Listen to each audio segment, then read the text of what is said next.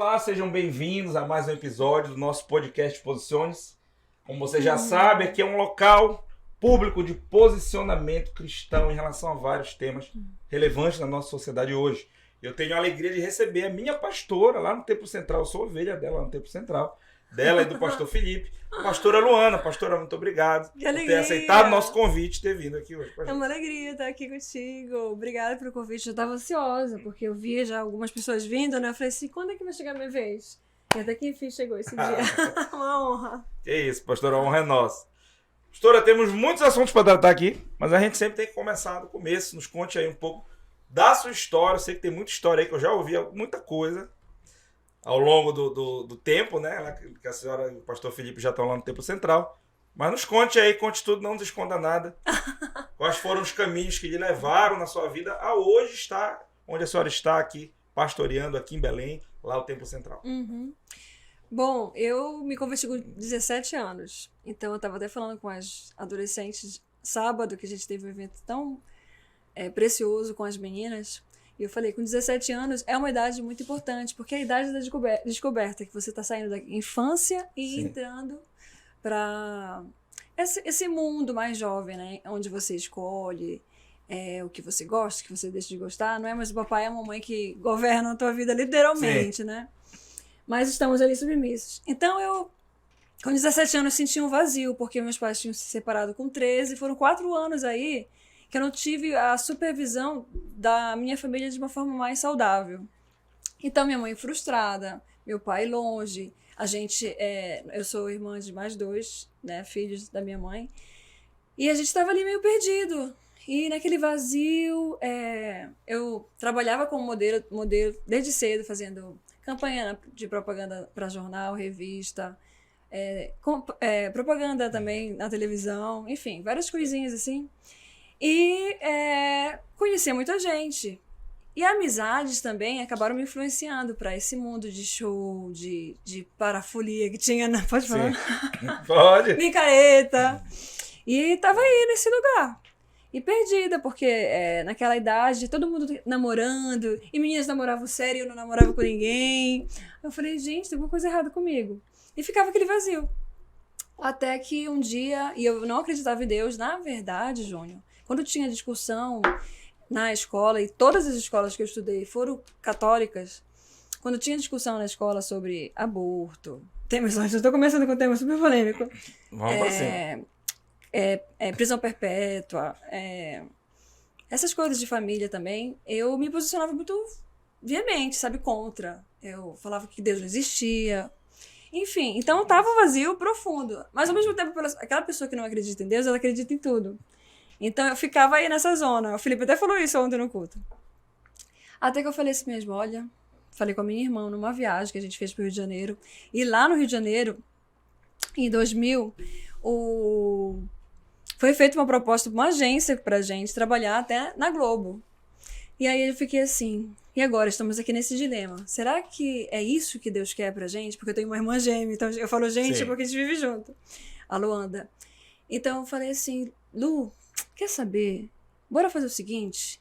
Bora dar um voto de crédito pra Deus. Se Deus existe, bora fazer o seguinte? Que Ele mude a nossa vida, que acabe com isso, essa loucura, esse vazio que a gente estava sentindo. Eu peguei na mão dela, ela pegou na minha mão e falou, tá bom. E eu mal sabia, Júnior, que aquilo era uma oração. Às vezes a gente pensa que a oração é uma coisa muito rebuscada, que tem que estar de joelho, que tem que ser dentro da igreja. E na verdade não, só precisa sair do coração de forma verdadeira. E aquilo era real. Daí isso foi em julho de 2000. Em outubro eu estava convertida, já prostrada aos pés do Senhor. Um amigo convidou a gente para ir para a igreja.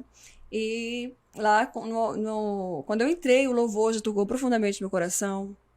O pastor fez o apelo, eu levantei a mão sem nem saber, lógico, o que eu estava fazendo direito. E o pastor chama para frente, eu vou desesperada.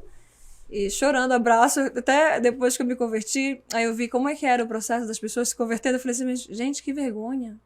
Ninguém abraça o pastor, só eu abracei o pastor chorando. E aí a gente eu fui caminhando e essa minha conversão foi muito profunda e verdadeira. Eu creio que seja por causa da sede que existia no meu coração. Então, assim que eu me converti, eu fui impactada pelo poder do Espírito Santo. Logo depois eu fui logo para retiro espiritual, encontro com Deus. E aí eu tive o batismo do Espírito Santo. Quando eu cheguei em casa, eu falei assim, mãe, chorando, mãe, Deus existe. Aí ela falou, sim, minha filha, eu sei que Deus existe, claro. Eu falei, não, mãe, a senhora não sabe, ele tá dentro de mim, eu sinto, eu ouço, ele é poderoso. E eu chorava, e a mamãe chorava. E a primeira pessoa que, além da Luanda, né, que foi junto comigo, também aceitou Jesus, foi a minha mãe. Aí em novembro, nós nos batizamos.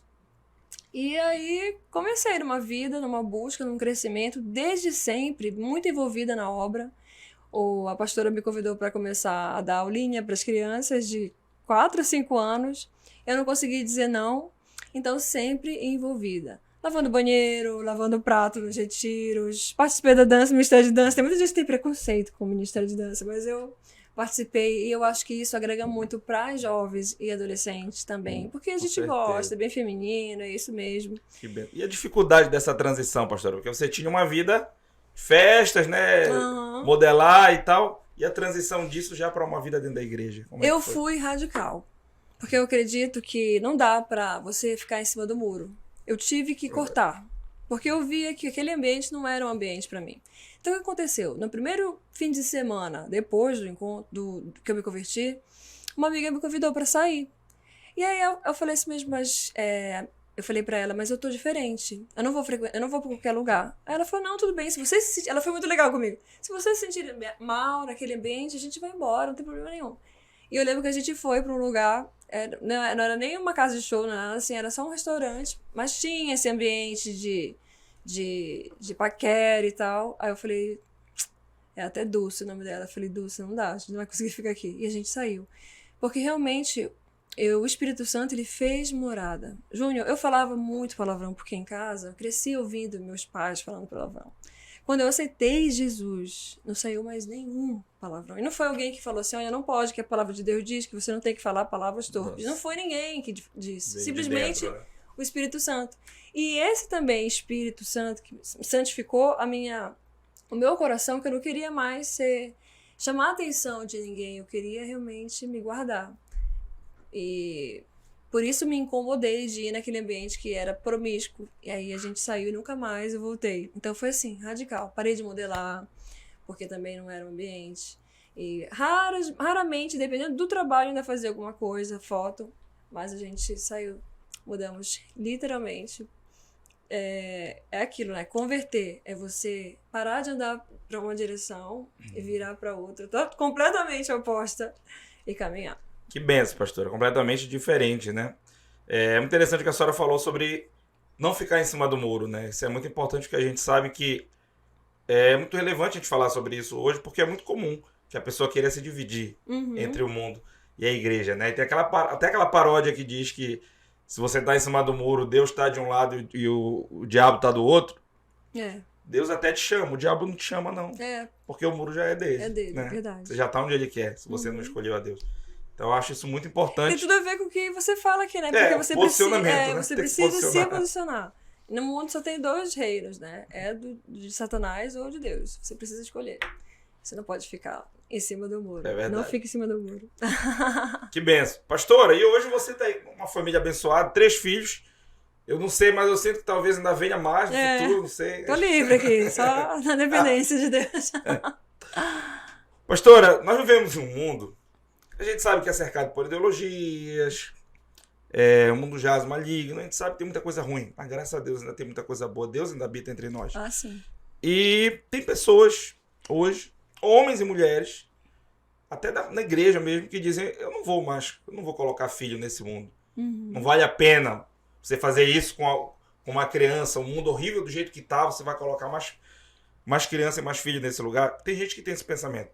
A senhora, como uma pastora, uma mãe de 3, o que a senhora pensa sobre isso? Que conselho a senhora tem para dar para pessoas que creem em Deus, mas acham que não vale a pena ter filho hoje no mundo?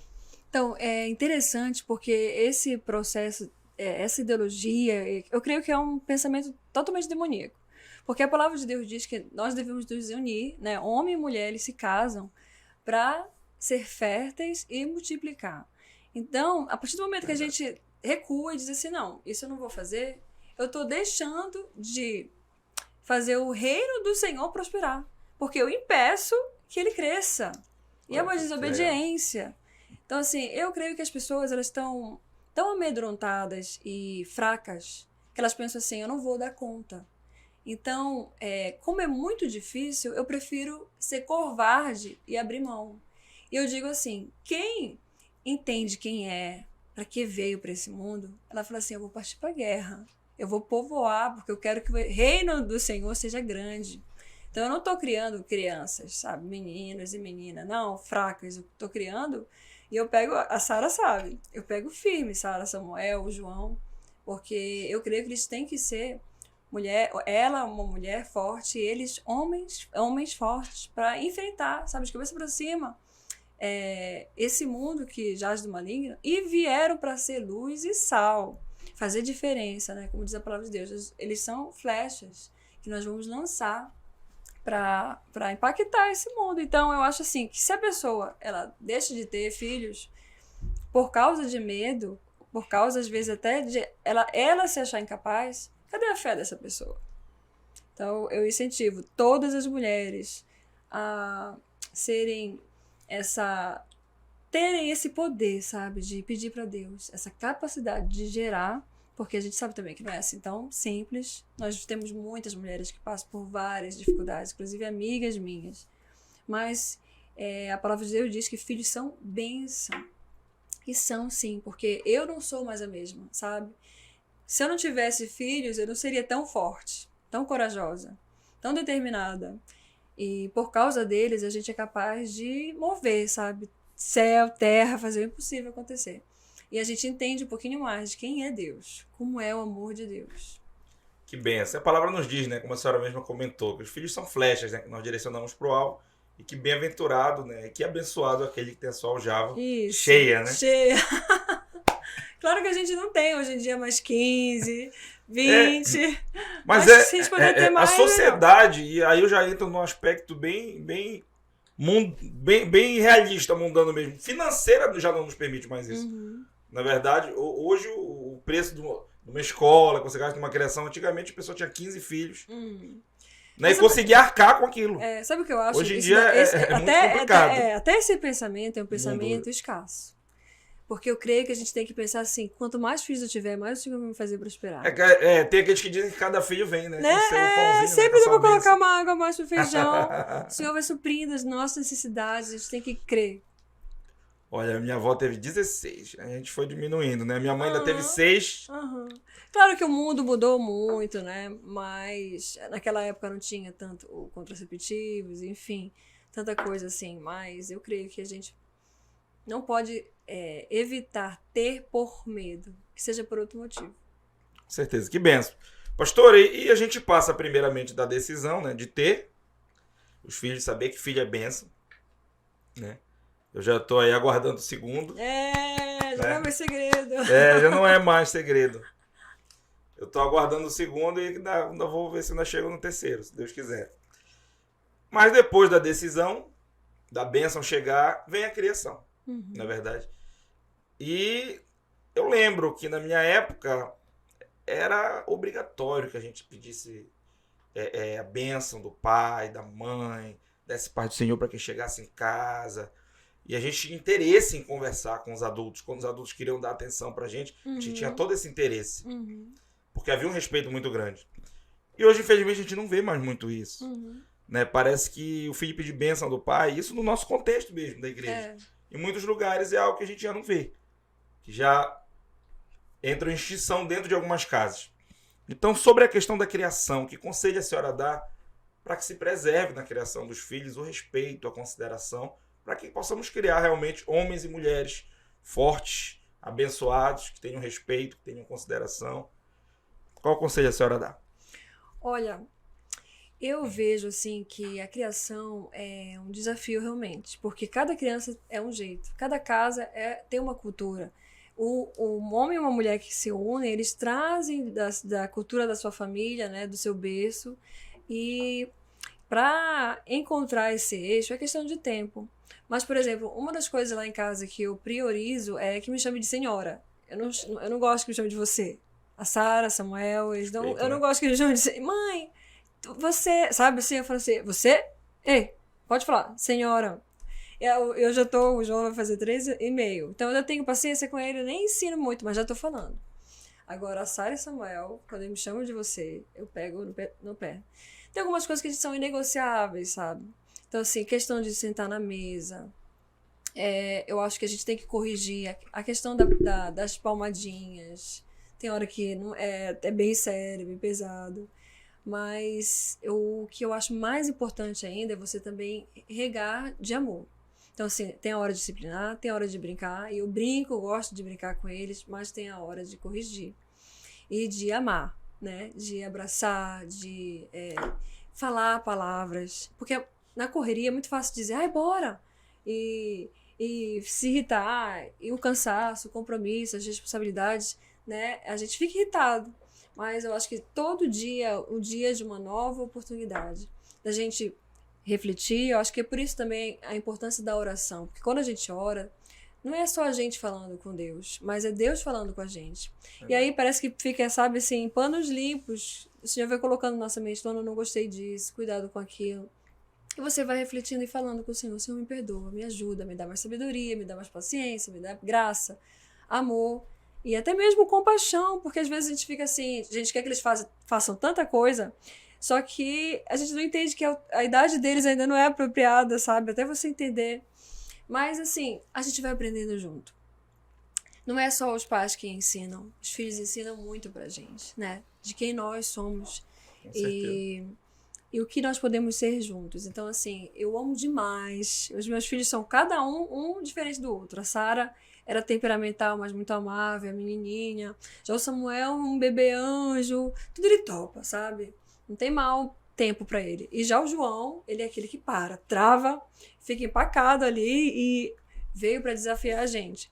Mas a gente vai aprendendo a lidar com cada um deles, mas sobretudo, a leitura da palavra, o levar para a igreja, o testificar na nossa vida. Por exemplo, eu não posso ser a Luana da igreja e em casa ser outra, né? Então, esse equilíbrio de testemunhar, não, nós tememos a Deus, aqui a gente não fala palavrão, aqui a gente se comporta assim, aqui a visão é essa, até a questão do consumismo, questão do respeito às outras pessoas. Nossa, é muito complexo, né? Mas enfim, a gente vai trabalhando e testemunhando as responsabilidades, os compromissos, a escola, enfim. Mas a gente vai, aos poucos, guiando eles no caminho do Senhor. Em cada tempo, e o Senhor vai nos dando a estratégia e a palavra certa. Que bênção. E tem a questão da compreensão dos filhos também, né, pastora? Porque eu vejo e vi ao longo da minha vida muita gente falar quando o filho ou a filha vinha com algum problema. Tu não sabe o que é problema, rapaz. Tu é muito novo, não sabe o que é isso, não sabe nem o que é ter dificuldade. Mas tanto crianças, quanto adolescentes, quanto jovens, têm os anseios deles, né, as angústias deles, as preocupações deles. Eu acho que a compreensão e a consideração dos pais em relação a isso é muito importante também. Verdade. Teve momentos específicos que eu lembro da Sarinha chegar frustrada com alguma coisa. E eu cheguei com ela, com calma, ela abriu o coração, eu fui falando pra ela. E eu lembro disso na minha infância. Quantas vezes eu cheguei a mamãe, mãe, chorando. E ela chegou assim, minha filha, falaram mal de mim, alguma coisa. Eu falei, minha filha, você é isso? Eu me vejo repetindo pra Sara. Mas você é isso? Eu falei, não, mãe, eu não sou. Então, pronto, o importante é que você sabe o que você é. Porque se você fosse assim, você deveria consertar, né? Porque não é bom ser desse jeito. Mas se você não é, então fique tranquila. Não ligue para a opinião dos outros. E eu aprendi muito isso, de você aprender a se enxergar, porque eu acho que falta muito isso nas pessoas. Elas não conseguem entender quem elas realmente são. E aí se frustram muito com o que o outro diz, com o que o outro pode pensar dela. E aí ela não é livre para fazer o certo, o que ela quer fazer, né? E aí isso vai virando uma prisão. Eu aprendi em casa, ensino pra Sara, e a gente vai vencendo. Ela olhou porque ela tá ali, ó. Tá ali a filha dela. Isso aí. Que benção. Pastora, mudando de tópico, não muito tempo atrás a gente ouvia muito se falar no nosso contexto cristão sobre usos e costumes, críticas, principalmente em relação às mulheres, sobre a forma de se vestir, sobre a mulher não pode usar maquiagem, não pode fazer exercício, não pode ir para academia, isso são coisas que afastam você da presença de Deus. Hoje a gente consegue ter uma ótica mais moderna sobre as coisas. Então a senhora, como uma pastora, uma jovem pastora, apesar de já ter muitos anos de experiência, só com mulheres já mais de 12, né? Eu olhei lá, eu fuxiquei lá no Instagram. Já há mais de 12 anos só trabalhando com mulheres. É verdade. Mas como é que a senhora vê essa questão como uma jovem pastora que cuida da saúde? A senhora acredita que cuidar da aparência para a mulher de Deus, cuidar da aparência, cuidar da saúde, fazer exercício, atividade física, é algo que de alguma forma possa afastar dos caminhos do Senhor? Jamais. Pelo contrário. Nós somos templos do Espírito Santo. Se nós não cuidarmos de nós mesmos, quem é que vai cuidar, né? Inclusive, a palavra de Deus diz, tem um versículo que é assim, espero que vai bem a tua saúde, assim como vai o teu espírito. Uma coisa assim, eu acho que lá em Tiago. Então, assim, a gente tem que estar bem. Como é que a gente vai anunciar que nós cremos num Deus que nos faz prosperar, que nos dá vida e abundância, que nos abençoa doentes? Então, é fundamental que nós possamos, através de tudo que a gente faz, espelhar essa verdade. Senão estaríamos mentindo. Então, assim, sobre essa questão do cuidado e tudo, eu faço um paralelo, geralmente com as mulheres, para uma reflexão. A sua casa é de qualquer jeito? Tá bagunçada, tá fedorenta, tá suja, não tem nada para enfeitar nela, as paredes são sem graça, não tem uma cor. Tem, né? As casas, todo mundo quer uma casa limpa, cheirosa, arrumada, que você tenha prazer de estar. Você coloca uma cor, uma flor, você põe lustres, você enfeita de tudo que você pode, né, imaginar. Então, por que não o templo do Espírito Santo, que é a casa que o Senhor habita? Agora, claro, com moderação. Porque às vezes as pessoas saem de um extremo para o outro, sabe? E acabam virando até uma árvore de Natal, de tão enfeitadas. Claro que, às vezes, quando eu vejo isso, eu olho de forma psicológica até, a gente vê assim, aquela pessoa está gritando, pedindo atenção, porque não é preciso tanto também, né? É preciso existir um equilíbrio. Por que eu estou fazendo isso? Por que eu me visto? Acho que essa pergunta é fundamental. Por que eu estou me vestindo assim? A tua própria consciência vai te dizer. Então, a pessoa vai saber.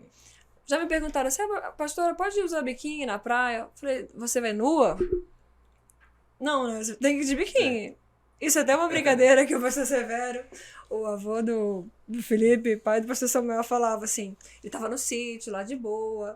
Eu achei muito interessante, que aí chegou uma senhora, porque tinha muitos retiros lá no sítio, e ela falou assim, meu Deus, o pastor Severo tá de sunga. Aí ele pegou e ouviu e falou assim, mas por que? Era pra eu estar pelado? Então, assim, cada lugar é seu ambiente, né? Claro, você vai pra praia, vai com roupa de praia. Você vai pro shopping, vai com roupa de shopping. Quando você vai pra casa do Senhor, você vai mais arrumado, porque ali é um ambiente mais social, né? Como você vai pro casamento, você também não vai pra uma roupa de casamento, uma festa de casamento pra igreja. Enfim, precisa ter esse equilíbrio e, sobretudo, mulheres não devem andar de forma sensual. E isso daqui na cabeça, né? No coração também. Tem que se comportar. Benção. Pastora, vamos falar sobre a questão do ministério feminino. Uma vez eu ouvi uma história tão absurda que me fez rir, mas depois me deixou preocupado. Algum tempo atrás, um senhor, uma pessoa que hoje já descansa, né? Já faleceu. Mas ele falou pra mim, um homem da igreja, um senhor da igreja. Ele falou, não, eu não concordo com essa questão da mulher ser pastora. Olha a visão do cidadão. Porque a igreja é a noiva e a igreja não é lésbica. Então, pastor tem que ser homem. Na hora a gente achou muita graça disso. Mas depois ficou preocupado, porque a gente sabe que representa, né? Representa um grupo de pessoas que tem um pensamento sobre isso. A gente sabe que por muitos anos se carregou esse pensamento. Graças a Deus, nós fazemos parte de uma igreja, né, que caminha para frente, que já tem essa visão, tem esse respeito. Eu vi que recentemente foi consagrada, né, a nossa primeira pastora coordenadora de bairro. Né? E um dia desse eu estava lá na igreja da pastora Gleide, lá no não quero errar o bairro, eu acho que é o Bengui.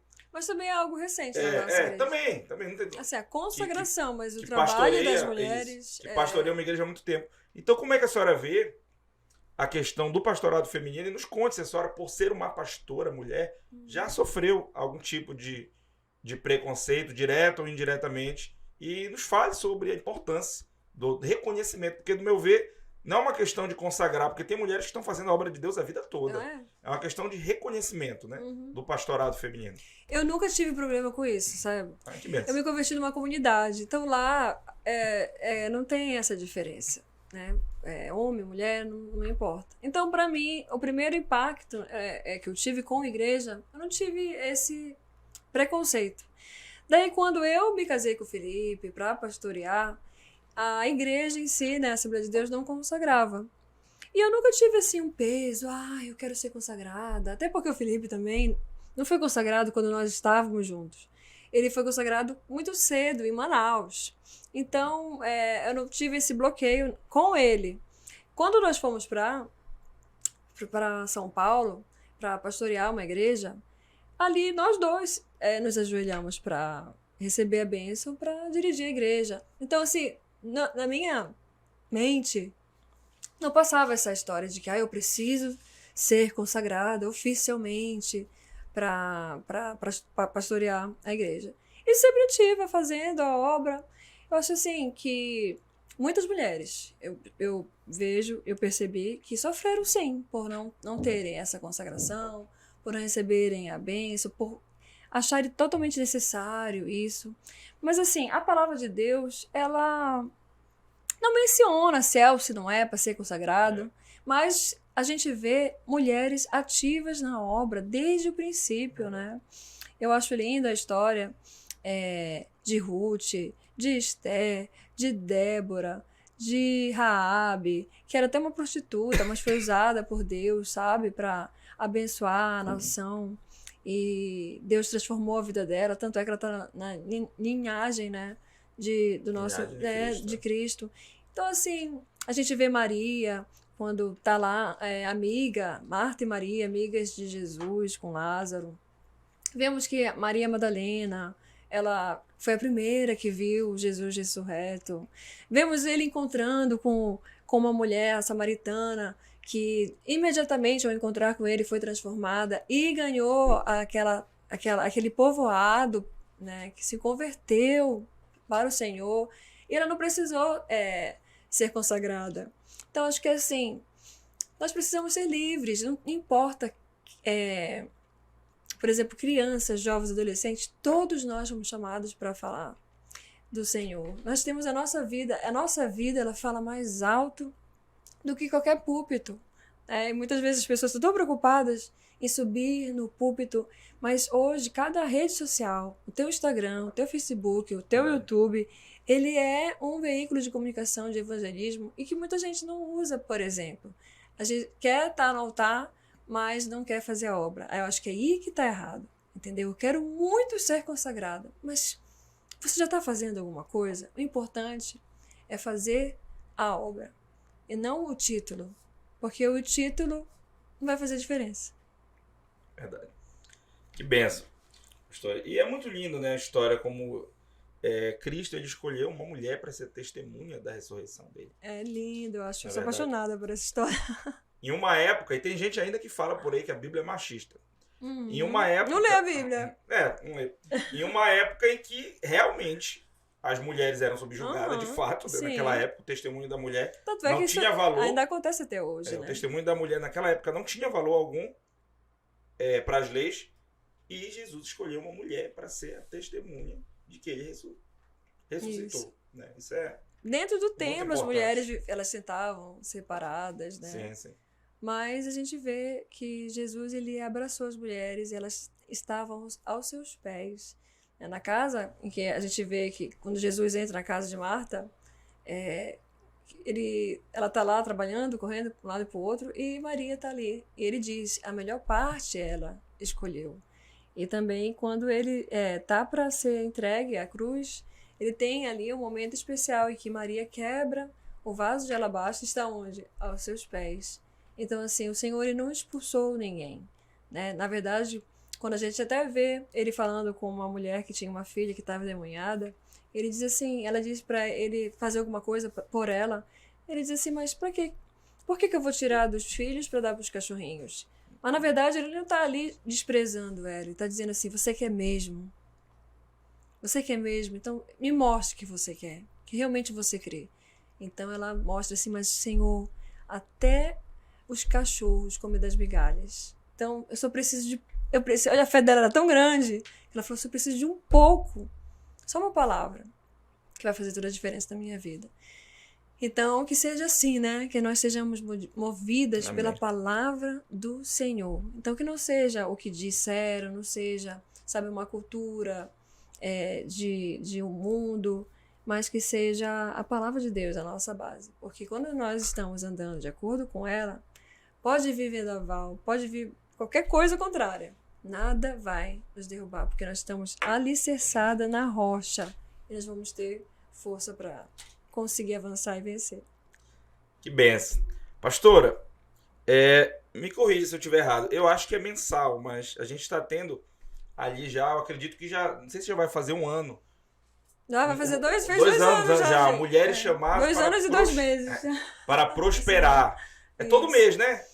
Na verdade, não é todo varia, né? mês. É bem que a gente queria. Mas Só tem que acontecido aí regularmente já há 2 anos, né? Isso. Mulheres chamadas para prosperar, que é uma festa, um culto de louvor e adoração fantástico.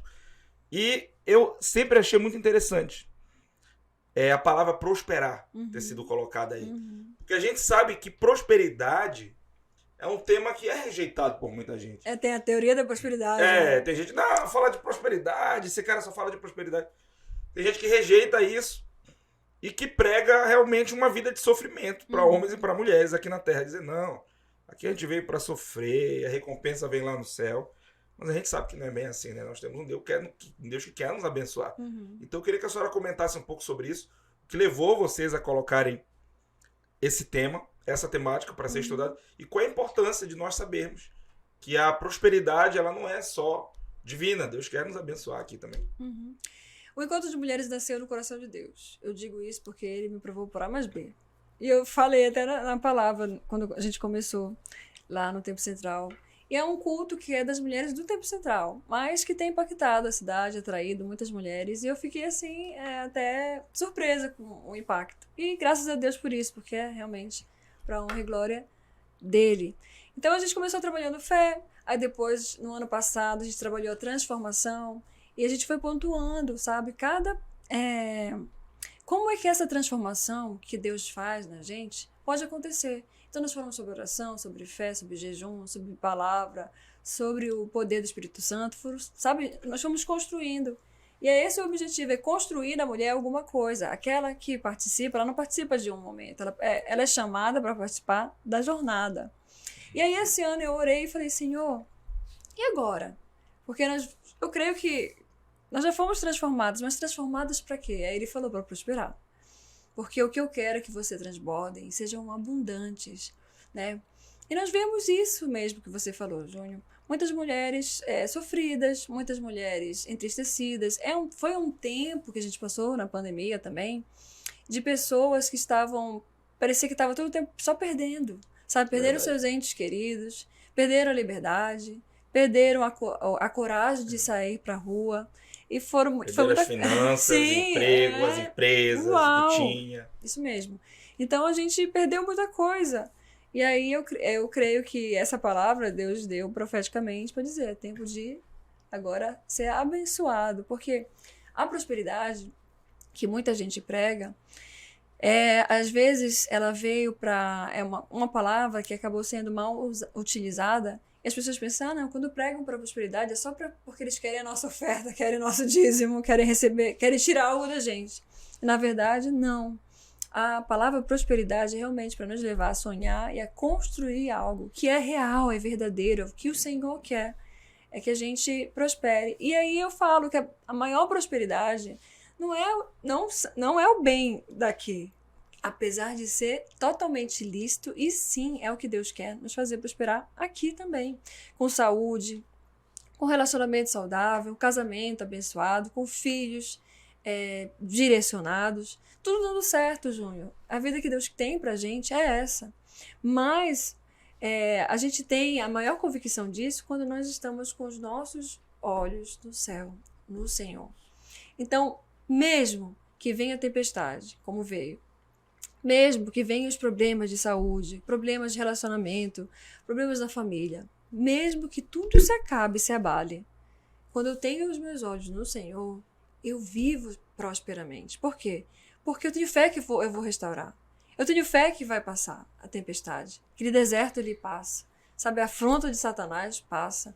E você vai vencer. Então, para mim, prosperidade é isso. É você entender que mesmo diante de um cenário terrível, não pode perder a esperança. Porque Deus ele está ali. Então, quem é a prosperidade? É Deus em nós. É muito mais profundo, né? Que benção, não é? É algo fantástico. E pastora, ainda avançando nesse tema, nós vivemos hoje uma sociedade onde a mulher se divide entre trabalho, entre empreender, ser uma mulher empreendedora e família. E eu já vi e já ouvi, né, mulheres sendo criticadas por isso, dizendo: tá com uma criança pequena em casa, tu tá aqui trabalhando o dia todo. Eu já ouvi esse tipo de crítica. Então eu queria que a senhora comentasse sobre isso, sobre a mulher que tem sua família assim, que cuida da sua família, mas que também tá aí empreendendo, tá aí no mercado de trabalho, tá aí se qualificando, se capacitando para crescer também profissionalmente. Queria que a senhora comentasse um pouco sobre muito isso. simples falar disso, porque eu acho que assim, mulheres, nós não somos preguiçosas, né? A gente vê na mulher de Provérbios, a mulher sábia, ela edifica o seu lar. A mulher sábia, ela sabe o que falar, ela sabe como se comportar, ela encontra formas para gerir e administrar a sua casa, seu relacionamento, a sua vida, com sabedoria. E essa sabedoria vem do alto. Não sei como, mas dá certo, sabe? É como se a gente estivesse todo o tempo equilibrando pratos, mas a gente vai, ora é um, ora é outro, e a gente tem que tentar realmente equilibrar isso. Mas o fundamental é que eu vejo na palavra de Deus é que a gente não pode ser preguiçoso. Sabe, às vezes a gente quer acordar tarde, dormir tarde, Sim. quer a vida desorganizada, mas Deus não nos chamou para isso. O Senhor nos chamou para sermos organizados. Ele foi organizado, ele criou o mundo em 6 dias e no 7º ele descansou. Então também a gente não pode perder essas verdades, sabe, que o Senhor estabeleceu de alguma maneira. Por quê? Porque ele sabia que a gente, se deixar, ou a gente não vai descansar, ou então tem uns aí que são folgados que descansam muito e deixam de trabalhar. Então eu penso assim, eu creio que Deus nos dá capacidade. E claro também, tudo tem tempo. Por que não, de repente, poxa, eu tô com um bebezinho pequeno. Eu tive esse privilégio, graças a Deus, de poder levar os meus filhos para onde quer que fosse, porque eu trabalho na igreja. Então é uma coisa muito flexível, né? Eu tenho essa liberdade. Mas, por exemplo, a minha mãe, Júnior, ela foi funcionária pública. A minha mãe trabalhava no Tribunal de Contas da União e trabalhava com aquele ponto, né, que ela tinha que chegar, ela saía de casa às 7 da manhã, levava a gente para a escola. Eu via minha mãe fazendo isso. E aí ela ia nos buscar meio-dia, aí voltava para o trabalho às 3, saía de lá ela entrava às 9, né, de manhã, saía de lá às 7. E tudo funcionando. Eu te digo assim, parecia que a minha mãe era onisciente, onipotente e onipresente, sabe? E como todas. Deu certo, e deu certo, funcionou. A gente chama a vizinha, a gente chama a avó, a gente chama. Tem ali o maridão. E é por isso que também é muito importante a questão da família. Ser uma família bem estabelecida, sabe? Quem tem isso pode agradecer muito a Deus, né? Quem tem Pai, mãe, uma rede de proteção familiar, assim, isso ajuda muito. Isso. E aí eu falo assim, minha mãe estava ali presente, ela estudava comigo, ela no que ela podia, ela estava presente. Acho que isso que é muito importante nos dias de hoje, sabe? Às vezes a gente está tão conectado, e eu falo isso para mim mesma também, porque a gente às vezes não percebe que o filho está ali, a família está toda em casa, mas está um do lado do outro, cada um conectado com alguma coisa. Então a gente tem que se encontrar em algum lugar para realmente, assim, estabelecer as regras, a cultura da família, aquele momento de distração, e a gente expressar o amor verdadeiro, olhar no olho, se abraçar e estar presente. Amém. Benção. Pastora, chegamos agora no momento que é o momento posicione-se. A gente faz uma pergunta e você se posiciona sobre algum tema sobre isso. Nós estamos no Agosto Lilás. Vamos aproveitar aí o mês de agosto, né, que passou, acabou de passar, e é um mês dedicado para o combate à violência doméstica. E nós sabemos que, infelizmente, é uma realidade, né? Não no nosso país, mas no mundo. Uhum. E no nosso contexto, dentro da nossa realidade, nosso contexto cristão, também existe. A gente não tem que fingir que os problemas Sim. que existem lá fora É. não existem aqui. Não, Existem pessoas não somos blindados. que servem a Deus, que vivem, que passam por problemas, por dificuldades dentro de casa. Então, o que a senhora teria para dizer para aquelas irmãs que sofrem algum tipo de violência, mas acabam se travando por conta disso, pensam, não, eu não posso confrontá-lo, a palavra de Deus não me diz isso. Tem mulheres que realmente sofrem violência física, apanham dentro de casa, e pensam, não, que Deus quer que eu fique aqui, aceite e ore, porque uma hora isso vai mudar. Então, que conselho a senhora dá? Não só para irmãs e irmãs, mas para mulheres como um todo que passam por algum tipo de situação como essa. Biblicamente, né, qual o seu posicionamento sobre isso? Que conselho a senhora dá para quem está nos assistindo? Posicione sobre isso. Vamos me posicionar. A questão Deus nos criou para sermos amadas. Ele mesmo diz, né, que ele amou o mundo de tal maneira que entregou o seu filho. Ele entregou para a gente o melhor. Se esse Deus entregou pra gente melhor, por que a gente vai viver uma situação tão desprezível? Por que a gente vai viver, vamos dizer assim, entre aspas, um inferno dentro de casa, né? Então, assim, o que eu vejo é que existe muito medo. E quem veio para matar, roubar e destruir foi Satanás. Ele nos aprisiona numa redoma de medo. O medo do que vão falar, o medo de se posicionar. E a questão da interpretação errada da Bíblia também aprisiona muita gente. E isso é obra de Satanás, porque ele quer enganar. Ele usou a palavra para confrontar Jesus no deserto. E Jesus, ele sabia muito bem a palavra. E ele veio e aí rebateu com a palavra verdadeira. Porque a gente pode distorcer tudo. A questão da submissão não é subjugar a mulher. É muito importante. Né? E existe uma diferença muito grande. Eu sou submissa, mas eu não sou subjugada. Eu tenho opinião, eu preciso me posicionar, eu tenho que ter voz. Porque se eu caso com um homem, é porque ele me ama. Se ele me ama, ele me protege. Olha o que diz a palavra do Senhor. Que o homem ele tem que amar a sua esposa assim como Cristo amou a igreja. Ou seja, ele tem que estar disponível para morrer por ela. E não para matá-la, não para agredi-la. A partir do momento que esse homem, que eu não me sinto amada, protegida, guardada por ele, eu preciso deixar isso bem claro. Que olha, isso aqui tá errado, isso aqui tá errado. Agora o que acontece? Existe ajuda, né? Eu preciso abrir minha boca. Então procurar quem pode me ajudar. Quem é que pode me ajudar? Primeiramente a minha família. Só que aí a pessoa fica tão envergonhada que ela não diz para a família. Tá, então tudo bem, você não quer falar com a família, então encontre um pastor, um líder, ou então um profissional, né? Um psicólogo, um psiquiatra, ou então vá para uma delegacia. Então existem várias, né, direções que você tem, que você pode tomar. O que não pode é se calar, por causa de medo, por causa do que pode acontecer. Eu tenho certeza que o Senhor tem o melhor para cada uma de nós. Ele não quer que a gente viva numa prisão onde você sofre psicologicamente ataques ou você é agredida. Jamais. Né? E também o que acontece? Também não posso só ver um lado. Eu sou muito realista. Existem mulheres que infelizmente não sabem se comportar. Não que por causa que ela não se comporta, ela mereça alguma coisa ruim. Claro. Mas eu também tenho que olhar para dentro de mim e ver onde eu estou errando? O que eu estou falhando? Será que eu estou deixando claro para essa pessoa que não é assim, que eu não me sinto amada? Porque precisa começar dentro da minha casa. Sabe, às vezes, olhar também no início desse relacionamento, quem é essa pessoa? Porque às vezes estou se entregando tão rápido para um relacionamento que nem conhece a pessoa, quem é a família, não conhece nada. E aí tem tudo para andar de mal a pior. Então são muitas coisinhas que devem ser analisadas, mas nunca se cale, realmente procure ajuda. E eu tenho certeza que você, procurando as pessoas certas, você vai vencer essa guerra. Amém. E você, homem, ame sua esposa como Cristo amou a igreja.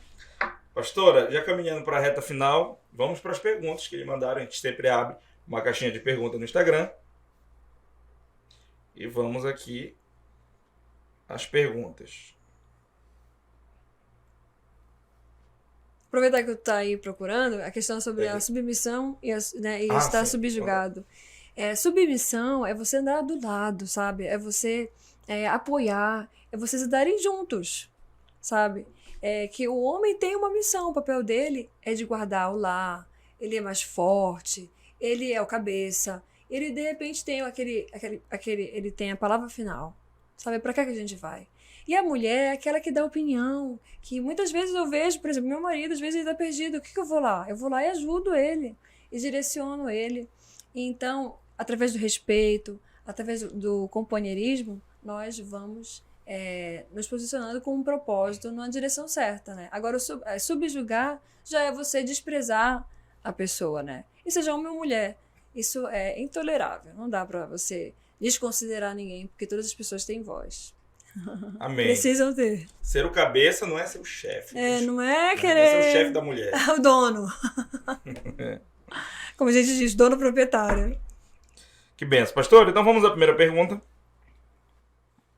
O que pode atrapalhar um posicionamento político? Nós estamos em ano eleitoral.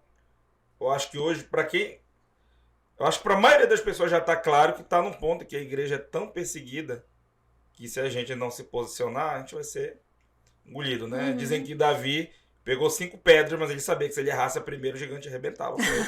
E que as outras 4 pedras nem eram para Golias, eram para os irmãos dele, porque ainda tinha 4 irmãos, Golias. Então a gente tem uma pedra, né? Enquanto cristãos, de 2 em 2 anos, e se a gente erra, a gente colhe um prejuízo muito grande para nossa igreja, para nossa fé. Então, tá aqui a pergunta. O que pode atrapalhar um posicionamento político? E eu ainda acrescento a pergunta, como devemos nos posicionar politicamente, enquanto igreja, enquanto cristãos? O que eu acho interessante é que a pessoa, elas erram muito por ignorância, né? A palavra de Deus até diz que o meu povo perece por falta de conhecimento. Se eu tiver conhecimento da palavra e da minha função aqui na Terra, eu preciso me posicionar de alguma maneira. Quem se cala, perde. Quem se posiciona, ganha, né? Então, por exemplo, a palavra de Deus, ele estabeleceu, as primeiras regras foi quem estabeleceu. Né? O primeiro direcionamento, a forma de se comportar, a forma de trabalho, a gente vê tudo ali na palavra de Deus. Lá em Gênesis ainda, na criação, né? Que ele diz, olha, você vai administrar, deu ao homem a autoridade para administrar sobre tudo. E o que é política? Se não isso, né? Então a gente aprende com o Senhor. Aí vem o homem e vai distorcendo tudo, fazendo o que quer, atrapalhando tudo, bagunçando. E qual é o papel da igreja? Trazer de volta ao lugar certo. Então, por muito tempo existiu uma crença de que, olha, não se fala em política, não se fala em religião e nem futebol, né? E isso é uma crença que limitou e que paralisou a mente de muita gente. E a igreja também foi demonizada a política, né?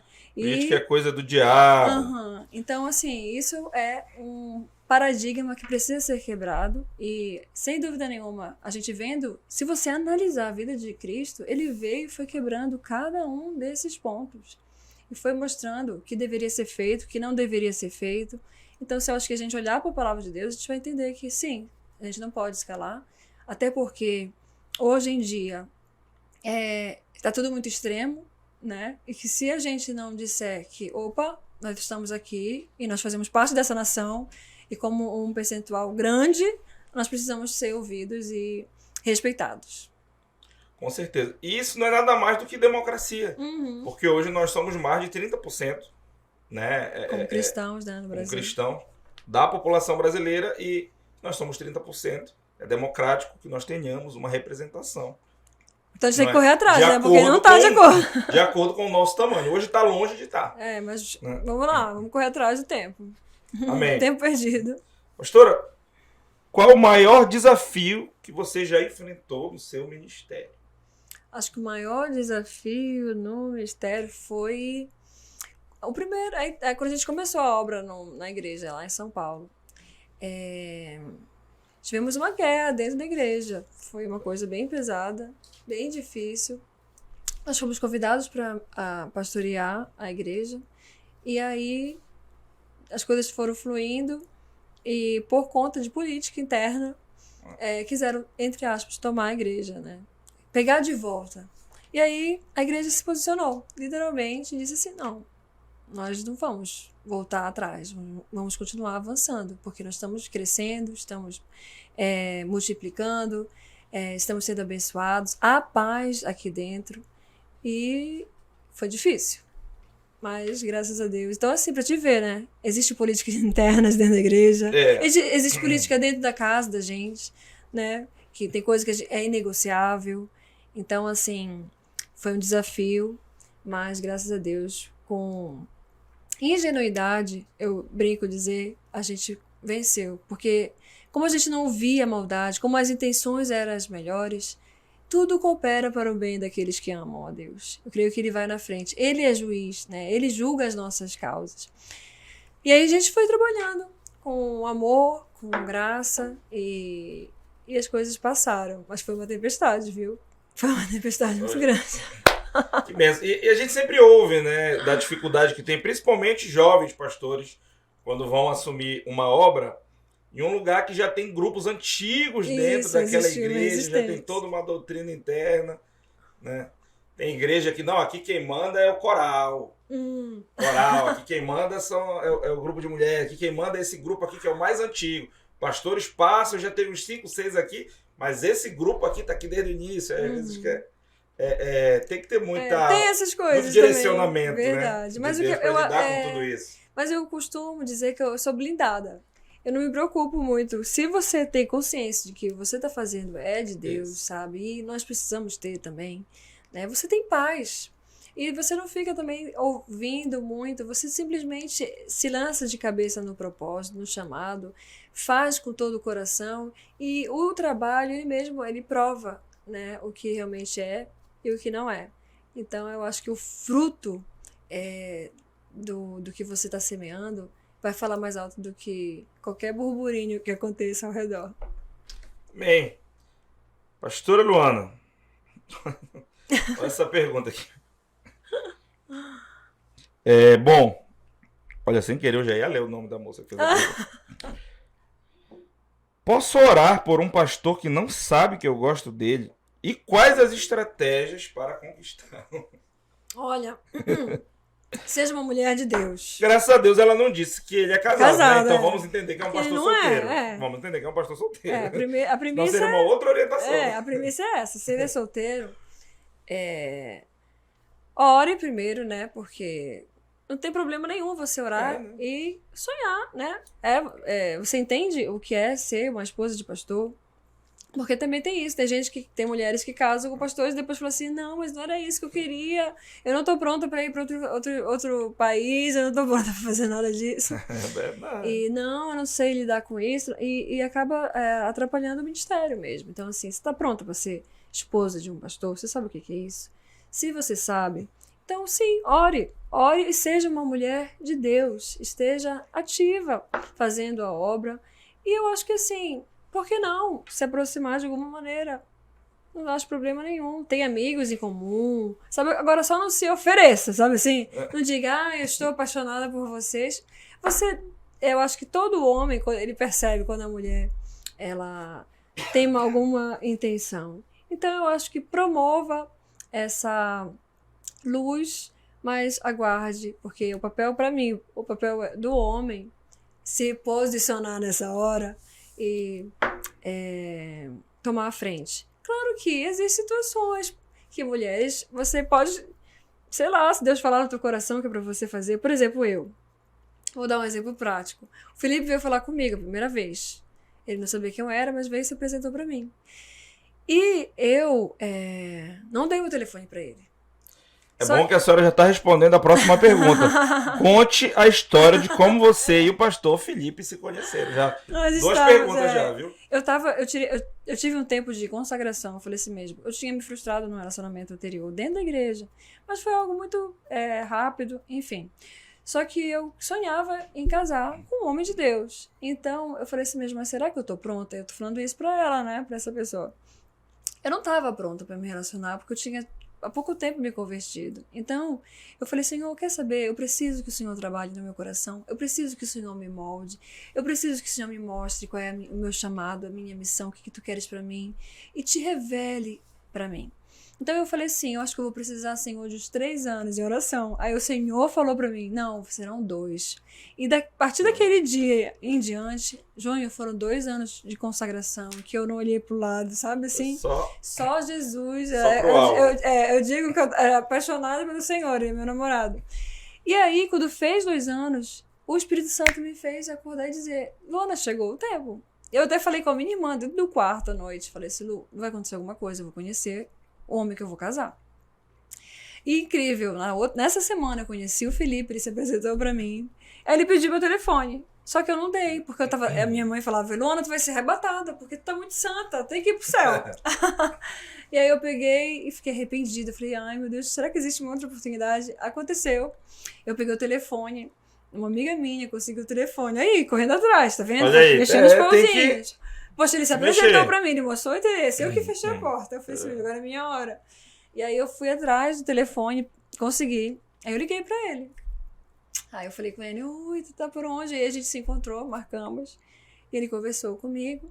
E aí a gente começou não teve, assim, nenhum momento que a gente... Eu digo assim, a gente já se encontrou para começar um relacionamento. Então, quando ele veio falar comigo sobre isso, sobre relacionamento, que já foi no segundo encontro, eu falei assim mesmo, olha, eu só namoro se for para casar. Porque a gente não deve namorar pra namorar, pra curtir, pra ver se vai dar certo. Eu falei assim mesmo, não, só namoro se for pra casar. Claro, tem que ser assim. Perder tempo, não pra teve passar tempo. Ficamos por um tempo. Pra uma aventura. Jovem. Não é de Deus. Nem é bíblico namoro. Eu tô dizendo pros jovens, nem é bíblico namoro, a gente tem que casar. Não é uma instituição. O namoro não é uma instituição bíblica, não. E daí, ele falou assim mesmo. É um mesmo. aprendizado, né? É um estudo pro casamento, né? Preparo pro casamento. Isso, pra vocês se conhecerem. Então, nós vivemos 3 meses de corte, que era uma amizade colorida. Tinha intenção. Mas só que eu queria ver a família dele, conhecer quem ele era, como ele reagia numa situação difícil, se isso ia dar certo. E aí cada um falou dos seus sonhos, dos seus objetivos, enfim. E aí a gente viu que era para ser isso. Agora, nesse meio tempo, daqueles 2 anos de consagração, eu falei para Deus porque eu queria sinais dele. E era que ele dissesse para mim 2 palavras. E ele disse no segundo encontro que a gente se viu, ele falou... Tu conseguiste, através do que eu estava dizendo, de como a gente deveria se relacionar, sendo edificando a vida dele. E aí outra coisa que eu falava eu quero que ele me ame por o que eu sou, e não pelo que ele vê. E aí ele disse, e você conseguiu ser mais bonita por dentro do que por fora. Ele falou essa frase. E quando a gente conversava no telefone, que são aquelas horas, né, a fio que a gente fica conversando, ele falou... E eu tinha sonhado nesse período que o homem que eu ia casar, ele ia se chamar alguma coisa João. Tu acredita, Júnior? E o Felipe Ora tá falando comigo no telefone e falou assim, eu sabia que o meu nome era pra ser João? Eu falei, Aí eu nem me lembrava mais. E ele falou, pois é, mas meu avô é João. E aí ele não quis. Aí a minha mãe, mesmo assim, decidiu e colocou Felipe João. Quando ele falou isso, eu me lembrei, eu falei, gente, tá confirmado. E aí a gente passou a se relacionar, foram 1 ano e meio namorando aqui em Belém, nós nos conhecemos em Salinas, e depois ele foi pro Rio, Júnior, e a gente teve que namorar à distância. Foram 3 anos namorando à distância, mas a convicção do que a gente queria era tão clara, que não teve espaço para ciúme, para mimimi, sabe? Cada um viveu intensamente a fase que estava vivendo, eu aqui e ele lá, trabalhando na Boas Novas, no Rio de Janeiro. E deu tudo certo. E aí, quando ele veio, foi literalmente pro dia do casamento. E aí, nos casamos no Tempo Central, em janeiro, dia 5 de janeiro de 2008. Em 2009, em outubro de 2009, a gente estava começando o nosso ministério lá em São Paulo. E tudo aconteceu muito rápido. E de lá, viemos pra cá. Que benção, assim que Deus faz as coisas. Pastora, tem uma pergunta aqui que a senhora já comentou sobre isso, mas a senhora pode, né, já aconselhar a pessoa de uma forma bem direta. Como conciliar Deus, trabalho, marido e filhos? Eu acho que com verdade, amor... Não necessariamente nessa ordem. Como a gente... Eu acho que uma coisa não separa a outra. E a gente precisa viver com Deus em todo o tempo. Então, primeiro tem que ter Deus. A gente precisa buscar Deus em todo tempo. Todo tempo, o tempo todo. Todo santo dia, eu costumo dizer. Porque é Deus que vai nos dar esse alicerce, essa base, para que a gente possa ter clareza do que a gente quer e o que a gente tem para oferecer para os filhos, para o ministério, para o marido, para a nação, né? E o que o Senhor espera da gente. Então, na expectativa do que o Senhor espera, eu preciso oferecer isso. E aí vai andando em todas essas frentes, né? Agora, vivendo com paz, com verdade, com a clareza do teu propósito, de onde você quer ir. Se eu sei para onde eu vou, por mais que a rota saia um pouquinho do eixo, eu vou sempre redirecionando. É que nem um voo que sai de Belém e quer pousar em São Paulo. Sabe, pode vir um vento, soprar ao contrário, o piloto vai fazer o quê? Vai reajustar. Para chegar onde? Em São Paulo. E a gente quer chegar onde? No céu. Então eu vou sempre reajustar isso. Sabe, eu tô sempre pesando e me arrependendo daquilo que eu errei. E se eu me arrependo, eu ajusto essa rota, porque eu não quero mais errar na mesma tecla. Posso errar em outra coisa, mas não mais naquilo. E, sobretudo, o temor do Senhor. Se eu busco o Senhor, eu preciso ser santa. Então, tudo que eu faço precisa estar voltado para aquilo que agrada a Deus. Né? Por isso eu vou fazer o quê? Que o meu casamento dê certo. Eu vou fazer tudo possível. Eu vou ser uma mulher, uma boa profissional, porque eu quero fazer a vontade de Deus. Né? E tudo que eu faço, eu preciso fazer como se fosse para o Senhor, porque assim é. E aí eu acho que vai tudo dando bem, vai tudo dando certo. Tem uma pregação do pastor Felipe, que sempre falou muito comigo, eu sempre lembro dela, quando eu estou preocupado com alguma coisa de trabalho. Ele falou, olha, em tudo na vida, não só na sua vida espiritual, mas na sua vida profissional. Se você linkar com os céus, vai dar certo. É verdade. É verdade? Eu creio profundamente nisso. Pastora, pra gente terminar, a gente sempre termina, né, num tom bem humorado, nos conte aí Ai, uma história engraçada.